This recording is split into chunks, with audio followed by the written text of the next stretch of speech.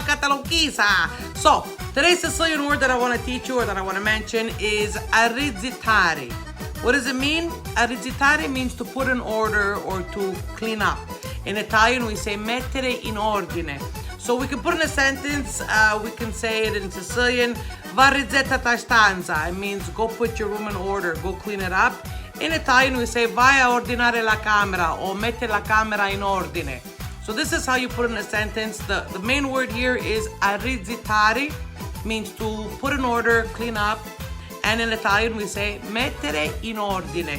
So have yourselves a beautiful day. I hope you enjoy my videos. If you do, please subscribe to my YouTube channel, Big Mama Siciliana, Learn Sicilian one word at a time. And of course, follow me on Instagram if you like my posts. My posts are always positive and humoristic. E come sempre, ci vediamo presto. Salutiamo!